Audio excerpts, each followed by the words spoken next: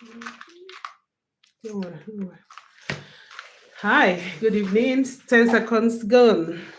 So, this is how to start a profitable editing, ghostwriting, and publishing business. I welcome everyone to the show. This is going to be really, really, really insightful, and there are a lot of things to cover. So, I'm going to have to employ you to pay attention. See, if you get distracted, you're going to miss something. Like I said earlier in our group, if you miss this live, well, you'll be able to watch it again. That's just going to be your savior. But I'm going to be looking this way because my laptop is actually here.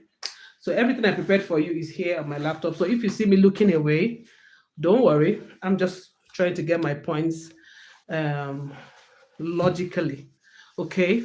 Now, if today is your first time seeing my face, welcome. This is 10 p.m. my time. Actually, 10:02 p.m. And I'm super glad to welcome you.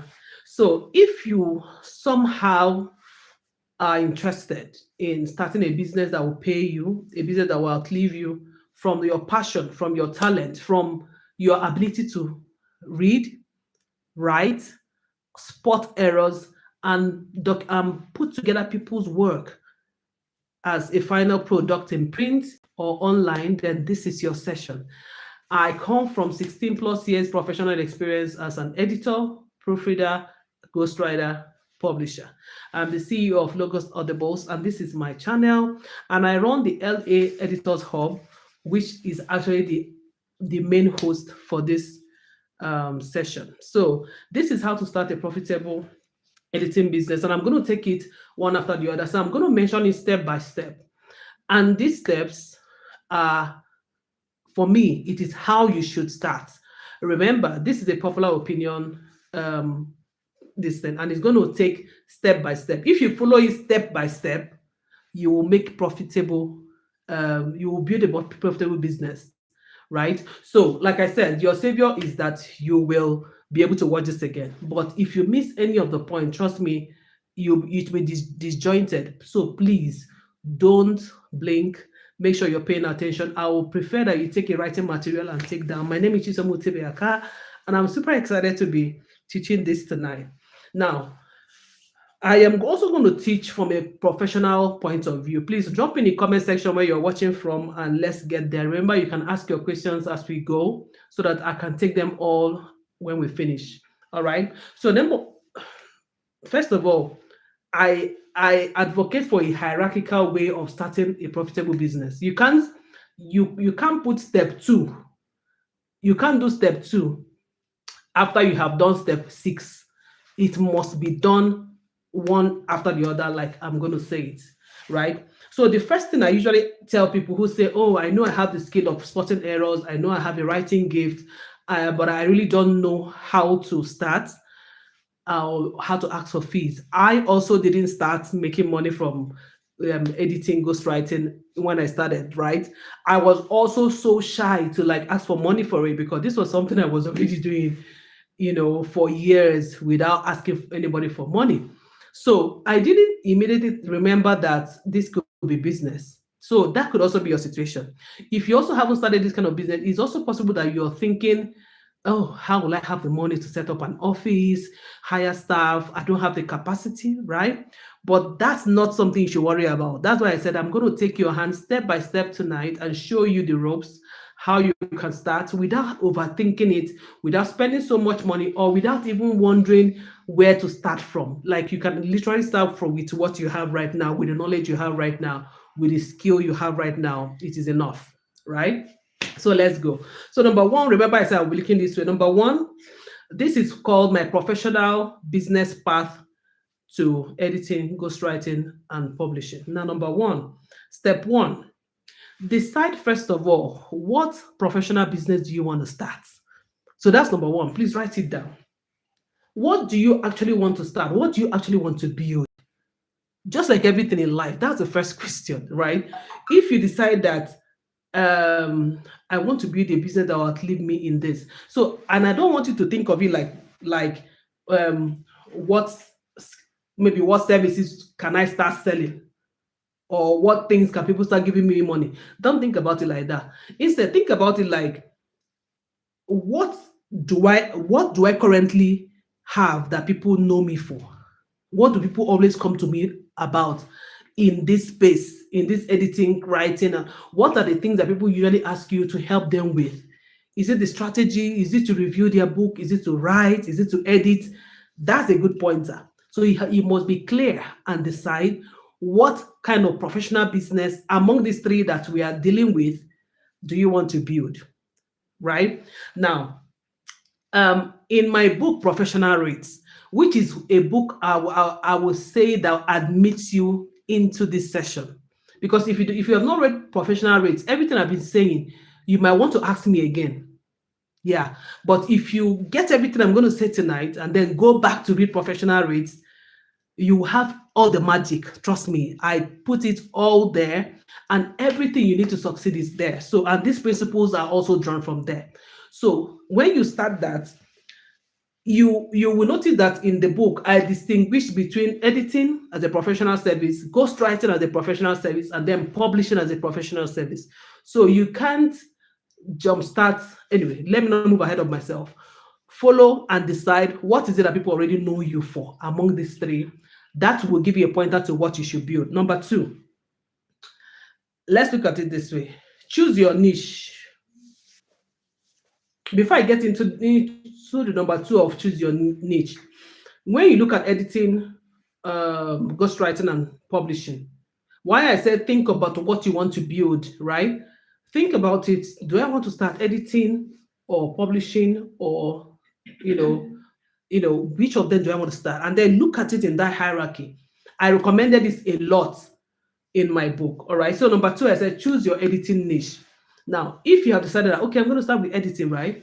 Now, editing has different parts. Remember, it has the bigger picture. You're looking at the fact that, oh my gosh, this work needs to be looked at from the content level, from how the ideas are logically arranged, from how the chapters are built, from the name of the chapters, from how the characters are developed or not developed enough, or how, so the bigger picture, developmental editing, there's that part, which is also the highest paid route. Now there's copy editing, which interface between. I always try to mix that up with line editing as well. Now, that part also helps you look at the structure, the tone, the cultural accuracy, sentence structure. So which parts are you very good at? Then there's also the third part, which is proofreading, which I see as the third layer. You may not be a professional or an expert in the whole aspect of editing. So this is the part you can say, okay, now I've decided what I want to start with. So looking at editing, now what part of editing do I have my superpower? Am I more of a documental editor? Am I more of a copy editor? Am I more of a proofreader? I know there are different other steps around editing, but I like to look at them in these three broad areas. So sit down and look at it that way. Okay. Now, so you have to look at your strongest, like I said, where your superpower lies, which one is your strongest. In the book, I mentioned that this distinction is very important, because this distinction about development editing, copy editing, is also, your money is also tied to them. So if you don't understand how to distinguish them, you'll be losing money without knowing. Anyway, but I'll still get there. Okay. Now, now also, why it's important for you to know your superpower is that it will help you find out where you should employ other editors to help. Yeah. So if you know you're very good with proofreading, when you have a job from a client, for instance, that wants, and by the time you review their work, you see that the work needs copy editing as well.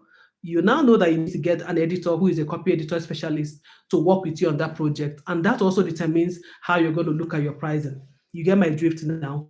But when you don't know, you're going to be shooting yourself, on the foot, more like. So that's number two. Number three here, I said, stop pricing from emotion. You've decided what you want to build. You looked at the niche, your superpower, but you're not thinking, how much should I charge? And you're thinking, oh my God, this might be too high, this might be too low. That's emotional pricing. Don't do that. You don't do that. You have to. So many people don't lack skill. It's not like you don't know what you're doing, but you immediately start second-guessing yourself, like, oh my God, nobody has ever paid me for this because I'm just starting. You're becoming emotional. editing is a professional service. You can't be thinking of, oh my gosh, okay, what if it's my family member? Okay, what if it's my pastor? Oh, it's my pastor that told me that he wants to work in a book. I can't really charge my pastor, blah, blah, blah. You're becoming emotional already. Don't do that. Don't do that. See, I wish I had all the time to unpack this to you, but like I said, we need to roll. You must, um, to make sure that you don't price emotionally. Number one thing you need to do is don't price before reading. You have to do that. Look at the manuscript that you want to edit first. Read it through before you can, so they can know the level of work that needs to be done. If not, you're going to be charging emotionally, and I don't want it. I am a pioneer in advocating that editing is professional service, and editing has to be remunerated right. And nobody can say, oh, I have a work for you, and the person doesn't want to send a manuscript. It's not professional practice. You can't say, okay, the person told me is 40,000 words, so let me just charge. No. If you do that, you're charging emotionally. You must read all that. You must also don't not price the work because of how many words are in the manuscript. Don't do that. Don't also copy what other people are charging. All this that I'm telling you are how you will know that you are charging emotionally. Don't copy, oh, this editor told me that she charges 2 pence or 2 cents per word or 2 cents per page. So let me also charge that, or more still, let me charge lower so that their clients can come to me instead. Don't do that. Don't do that. Don't also just quote a price off the top of your head.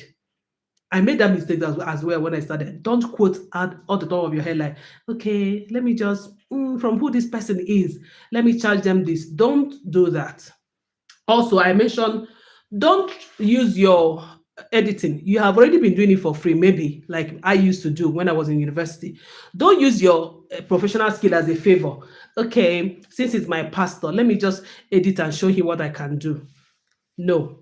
All these things, if you do them, you are still being emotional. Remember, you asked me how you can start a profitable business, right? Another way to price and you're being emotional is when in your pricing, there is no duration of when you can deliver the work. There's no, you don't factor in how long or how tasking that work is. Your pricing does not even put into consideration that you're going to read this work more than 3 times or more than 4 times, and you have to get back to the author at some point, and you need a break in between. You just give a lump sum. All of those things are symptoms of unprofessionalism. You can't make profits with that kind of business. So that's step 3. Let me go to step 4. Number 4, you have to use what I call the core framework, into where you have the Chisomutibeakah pricing engine. That is what you should use to price.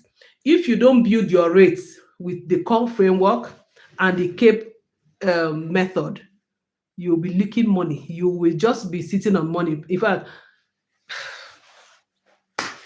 I can't help you. In this framework, it helps you calculate every job logically, mathematically, and easily. So it's not like you're going to be sentimental at any point and say, oh my God, this is what I'm going to. No, it helps you just knows where to plug in the figures, and you get a total that you know that, okay, this system produced it.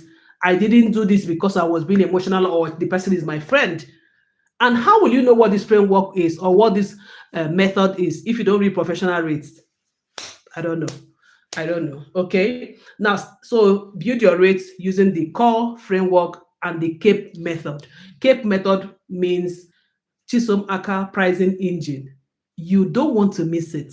Number 5 step, determine the real workload that is in every manuscript. And there's a way to know exactly how much workload every manuscript comes with. You can't say, okay, because 2 manuscripts are the same number of words, the same volume, they should be, you will price them the same. Now, if your issue is you think you have the volume, so you're wondering, okay, so it should be this amount.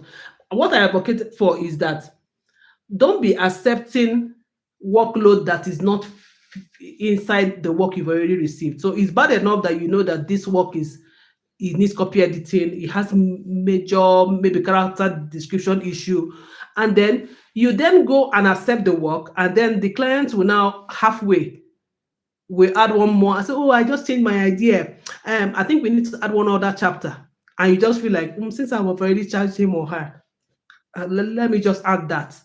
So you keep adding more scope to what you were initially sent. You can't work like that. If you want to be a professional, you can't act like that. Your client can't just call you and say, okay, I've changed my idea. We should remove chapter 4 entirely. There's a new direction. I just had the meeting. I just had this eureka. I just had this inspiration. Then you say, okay, let me hear the new direction. And then they give you the new direction, and it's more than the volume you were discussing before. It's more in complexity, and you just absorb it because, oh, I don't want to lose this client. Don't do that. That's my step 5. Now, so you must determine, and there's a way to go about it. Step 6, you must know for every volume of work and every complexity of work how long that it will functionally take you to turn around that work. You must set what I call the FTAT, functional turnaround time, for every work, for every volume. It must be preset. It's not like I'm saying, oh, this work, how long should I take, give or take? No, it should already be that this type of work will take this number of days or weeks to be done. It has to already be standardized so that you don't shoot yourself in the foot. You don't need to read a work 6 times and you end up reading it 4 times because the client started rushing you. The client said, oh, my book has already been fixed. The book launch has already been fixed. Then you rush through it. You're going to dent the integrity of your work. Right? So you must establish your functional turnaround time and also factor in your what makes for express.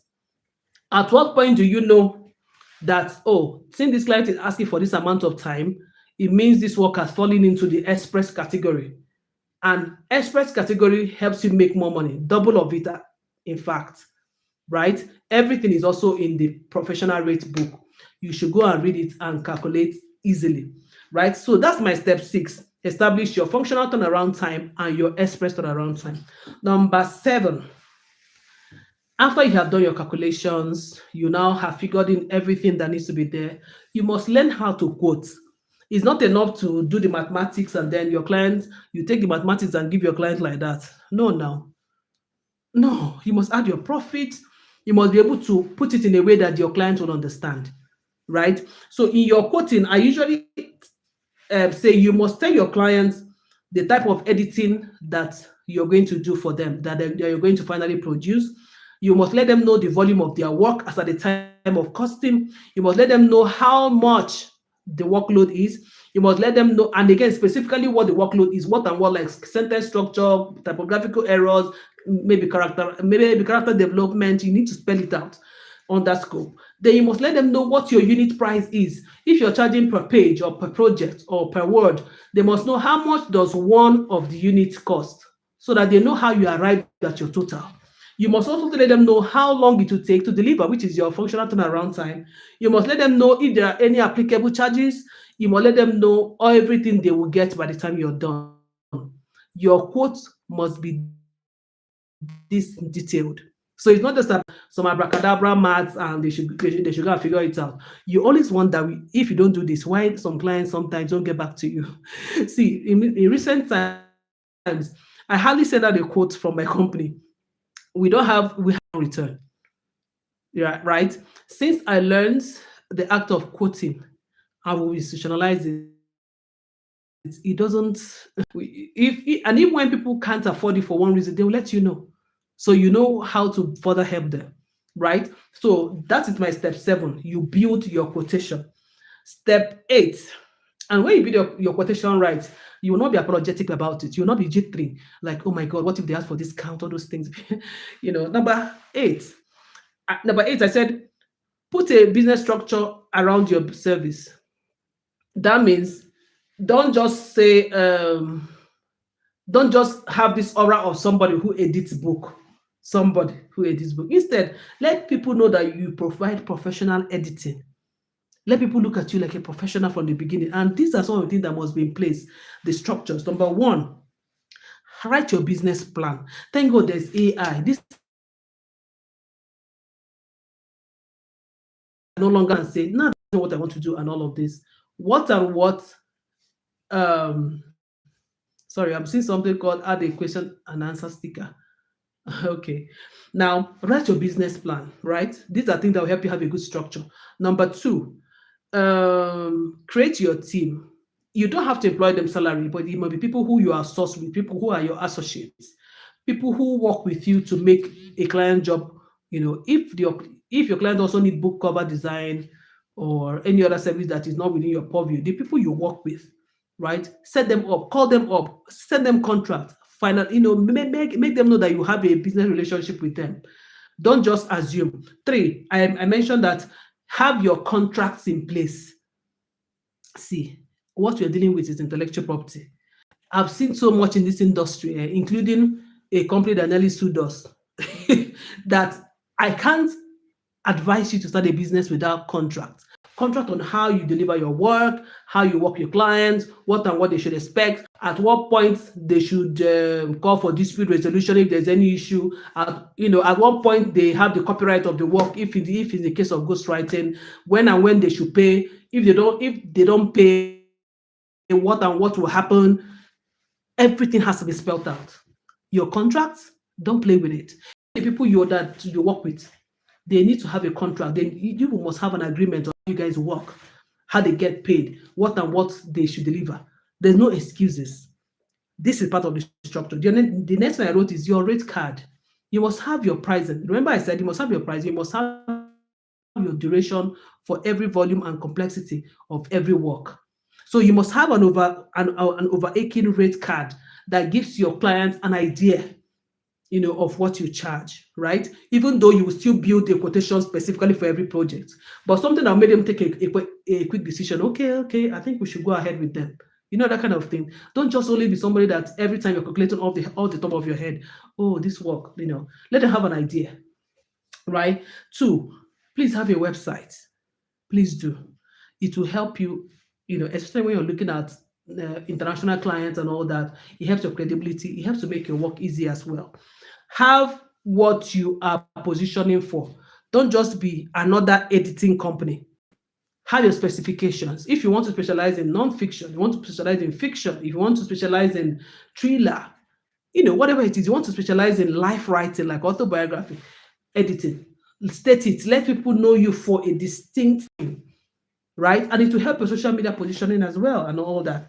Have the channels of communication, like on social media. Which platforms do you want to be on? Where do you think you can catch your clients?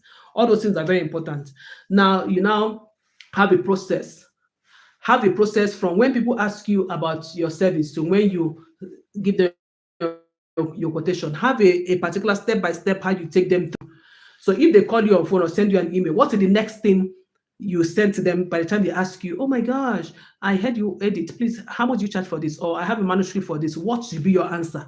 In fact, in professional rate, I advocate that you make them a template, a particular way you respond to how much is your rate. I have a manuscript, please, how can I go about it? So that you don't get things mixed up, right? So your social media position and all of that, all of these things and more, you should be able to set up before you start. Step 9, protect your business with contracts. I must sign your contract first before you start work. That's what I mean. So you have your contract in place. It's one thing to have it, it's another thing to execute it. Most of us fall into this trap where we are like, oh, okay, I have the contract though. But when it's someone that you don't bring out your contract first. You start playing nice. Don't worry, let me look at it. Oh, nice. You don't talk about contract. Then halfway into when the person is already saying, oh my, so I hope you started. You now say, oh, we have a contract you should sign, but don't worry, we'll start, but I'll send it to you. Take your time anytime and feel it. You've already lost it. It was with that before you start your work. This contract is what empowers us. I'm giving you Logos Audibles language now, which is my company. This is what empowers us to work on your intellectual property. And of course, a deposit as well. Yes, yes. Please, they must sign your contract first before you start working. Nobody sends you to work. You're a professional without signing the dotted lines, without letting you know exactly what they expect. If not, see, I've suffered it all. So if you, I don't want you to make the same mistakes. I've suffered the one where, okay, I thought this person meant this. We were working on this. We finished working and sent happily. But no, this is not what I wanted. Duh. Step 10, learn how to handle people who come to negotiate your rates, or sometimes you even feel they came to destroy your business. Learn how to handle them professionally without getting emotional, without getting angry. This is a very good skill. Let me tell you something. In fact, in professional rates, I have a whole chapter around how to handle pushbacks and all that, and I even have another one on attached to the online to my stop on the charge bundle, where I tell you step by step how to even respond when people come to you with negative energy, with all of that, you're too expensive and all that. Is all in the book, but I'll still give you the expo. See, when people are asking, or you feel like they're trying to trash your business, or they're asking for discount around, they're just being themselves, customers, right? But you have to be ready, knowing that these things will happen. But how you handle it matter.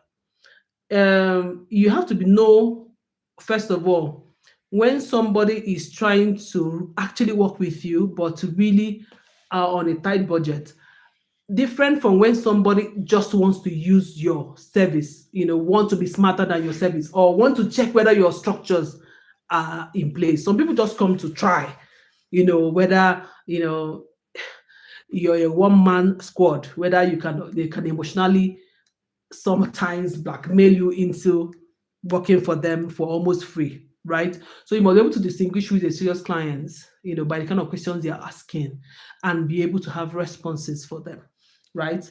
I have a whole section around what to answer when they tell you you're expensive, you're this and that. I think you should go and read it. Professional rate is selling on Seller. I'm going to put it in the description after this live. Just go there, click. You can begin to read it tonight after this session, because you can buy it and start reading it on the Seller app. No need for wasting of time. So number 11, because we have about 5 minutes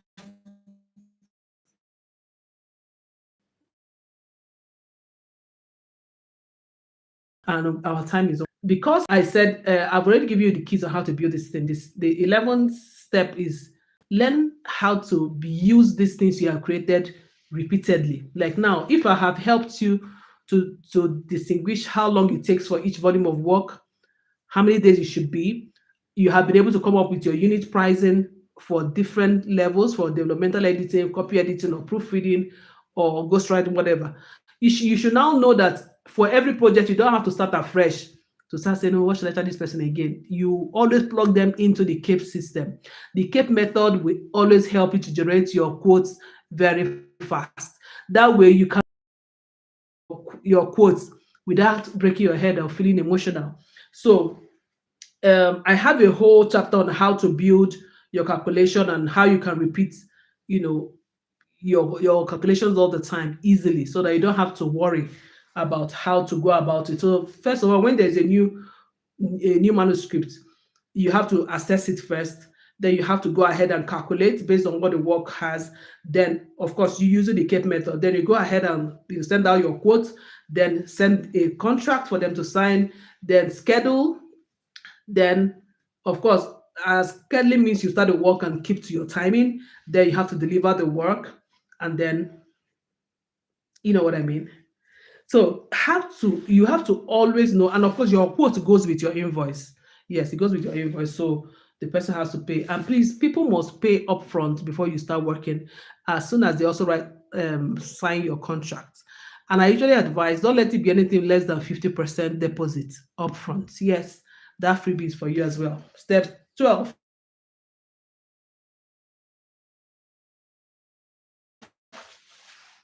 An editor, all of that, because in professional rates, I advised from lived experience that please don't start two services at the same time. Don't start with I'm an editor, and we also provide ghostwriting.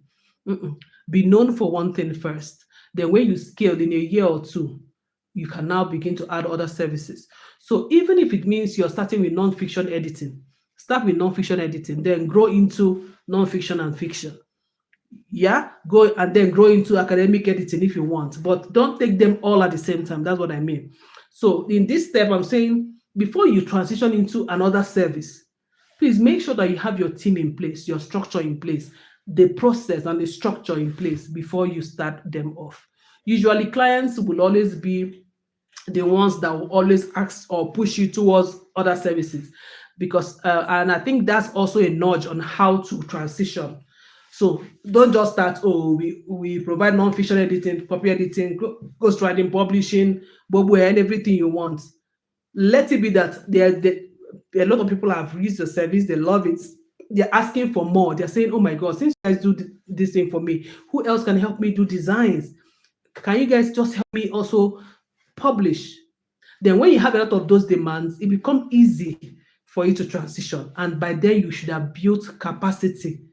Capacity means in human resource, in your mind, in your investments as well, and of course your infrastructure. If you don't have enough laptops, if you guys work for a particular place, how will you do it?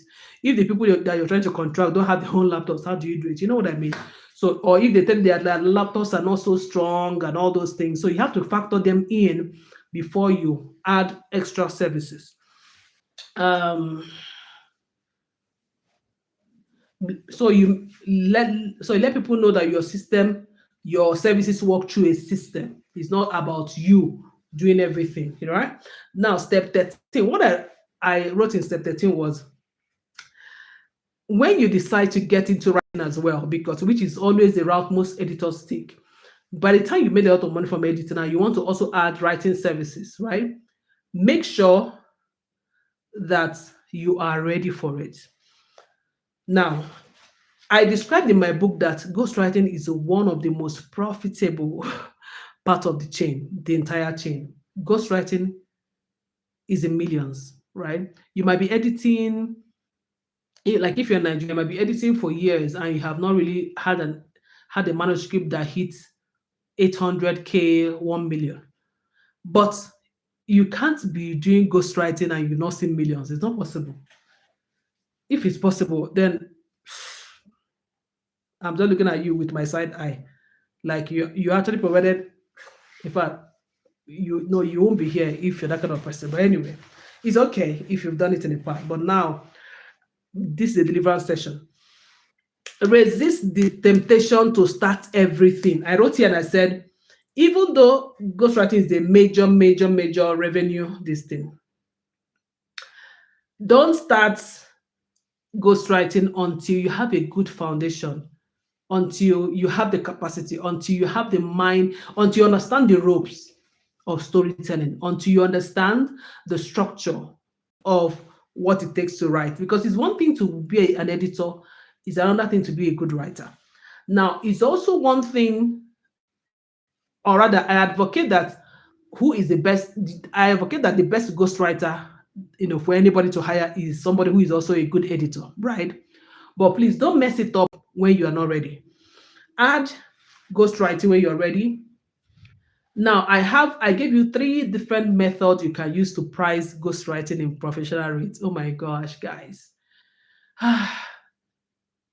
If you have not bought professional rates, like, you are missing. Not even because I'm telling you, you are missing. The reviews are everywhere. So I gave you 3 different methods on how to price ghostwriting. If somebody says, what's ghostwriting? Okay, let me not assume you know. Ghostwriting is you writing on behalf of a brand or a person without taking the credit for the work. So it could be that you're ghostwriting a book for them, or ghostwriting a series, an email series, or a newsletter series, or social media management, but nobody knows you as the person writing it, right? So you're standing in for the author or for the brand. That's what ghostwriting is. Now, I'm also now looking at it in the guise of writing books, which is the most profitable part. But you can also make millions if you're writing a series where you have a retainer, right? And I gave 3 major formulas under the CAPE method that you can use to price ghostwriting profitably in Africa. Remember, everything in professional rates, we did not use UK, US pricing methods. We use rates that Africans want to pay, we willingly pay, and you will still be profitable with. Okay, I gave you the cost build up method, where you can calculate everything inclusive and how you can calculate it. I also showed you in professional rate how to have a fixed project cost. I told you how to also calculate that in professional rate. Then there's a retainer mode or model where people can put you and say, okay, so they develop maybe a chapter every month, every 1 month, or every period of time, and then you can use that to price. How exactly to go about it? Everything is in professional rates. You can get it in the description, right? Step 14. Please, if you have questions, please don't forget to put in the comment section so I can take them. We have 3 more steps to go for me to show you, and our time is 10 minutes to go. So please drop your comments so that I can answer them as we go. Now, number 14. When your clients start asking you also for publishing, that's also a good time, a good number of them, not just one of them. That's also a good time to consider publishing, right?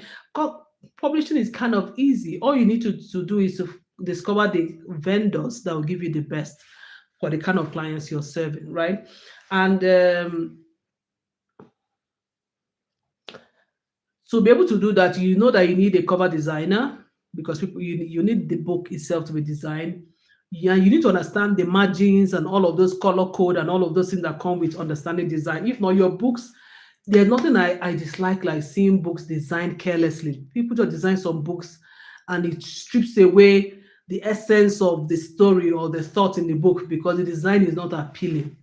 So you need to go beyond just designing anything to getting a very creative team, right? So you also have to understand interior design. So these are all the skills you need to develop or understand before you get into publishing. You need to also understand formatting. You need to understand how to get ISBN, how to be friendly with the government and your national library and the barcode.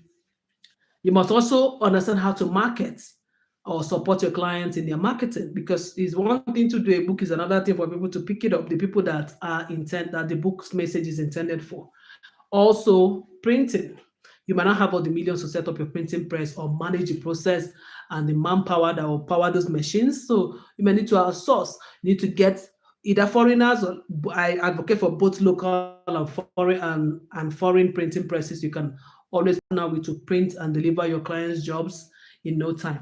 Also, how to distribute. How do you get your clients' books to bookshops, to online platforms where people can see them and buy? These are things you need to cater for and be sure of that you're capable before you get into publishing. Okay, now you must. So what I'm saying, that you must build a whole operational layer around your editing business. If you do editing, ghostwriting, publishing. So this is how I also talked about it in professional rates, step by step, right? Number 15 step. I hope you're writing down. Are you writing down? Let me know in the comment section. Are you writing down? Okay. Step 15, which is the penultimate step, you must have a client acquisition system. How does a client get to become a client? How does somebody inquiring about the service finally become your client? What journey do you take them through? I was trying to explain this earlier. So by the time people say, "Oh, how do you do this? Do you want to?" There's something I wrote here. The books, my philosophy around your client is not just find, position yourself for anybody who wants an editor. No, you must position yourself to identify a client you actually want and position your business around them. Yes. So if you want to work with people who write imaginative works, fiction, you must know where to find them and then position yourself as their go-to person. Don't just be out there looking for, I'm an editor, I'm looking for anybody who has written something that needs an editor. No. So how do people come to you? Where do you go? What platforms do you showcase your business that will make them attracted to you? And what do they go through? So what kind of testimonials do you use are important. Who do you say you serve? Very important. Who are those who refer people to you, and what do they know you for? Very important. What does your website say about your services? What does your social media platform say? What are your rate cards like? And how do you communicate to them professionally? You use WhatsApp to chat them, to chat them up and to send them contracts. That's unprofessional. You must have a professional channel, which I advocate for email correspondences. Those correspondences will save you in some rainy days. Okay, so these are things you need to look at. How do people get to you? Even if you're a friend and the person called you, do you channel them back to your professional communication platform so that you follow up from there? Right? These are some things that are very, very, very important. Testimonials and referrals are such a big deal. Don't miss them at this point. Number 16, which I think is my last step. Number 16 is build a business that survives without you. In fact, that's what business is about. We are all still on that journey, right? Build a business that doesn't become your life, but becomes something you built. So it's not about how can I get more editing jobs. You should be thinking of how can I build an editing business or ghostwriting business or an integrated publishing business that is financially healthy, number one, and that can sustain you even when you need to rest. Very important. And I took time to explain how I'm going about it, how you can go about it, and how other people have even done it, right? So there's a difference between a busy editor and a business owner. Those structures I mentioned are one of the ways. When people know their roles and responsibilities, they have a contract, they know what they should achieve to get remunerated and all of that. Your clients know what to do, your customer journey is clear, people know what to expect, what to do first, second, third, then you can rest and your business will still be working. Now, so if you ask me to mention how everything works in one picture as a summary, since I'm not seeing questions yet, so I mentioned that first of all, you choose what to start with, looking at what people know you for. Two, you position yourself. Who do you want to serve?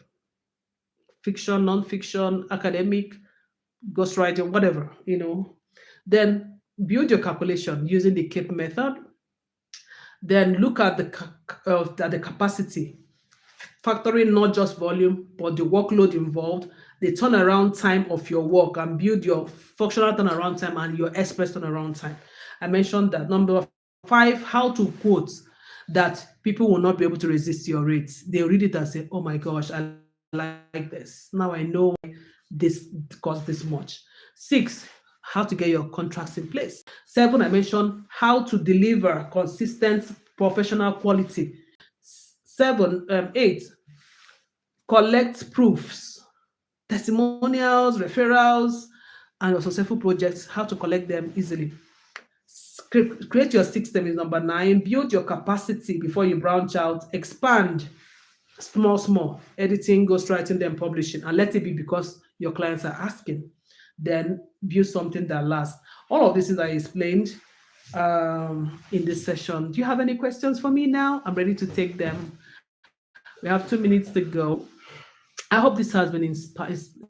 If you have any questions, please line. I will answer them. But please, I will put in the link to Professional Rates, my book, which helps you calculate, quote, and attract serious clients. Is the first ever business guide around this industry from an African perspective, and you should thoroughly go and get it. You can actually start reading it on Seller, and it's coming to the bookshop near you as well. You can order the hardcover as well, and it will be shipped to you. Please, if you're ordering the hardcover from outside Nigeria, please send us an email first so that we can plan how to send you the book before you pay for it. Okay, check out www.chisomutibeakah.com to get the book, and I'll be taking your questions offline. Few minutes, 30 seconds to go. Thank you so much. This has been so insightful, and I hope you go build a business that will give you rest, a business that will make you fulfilled, a business that will be a legacy. Right? All right? Okay. So ciao ciao. See you. Waiting for your questions still, even if I'm offline rather. Okay. All right. Bye. Cheers.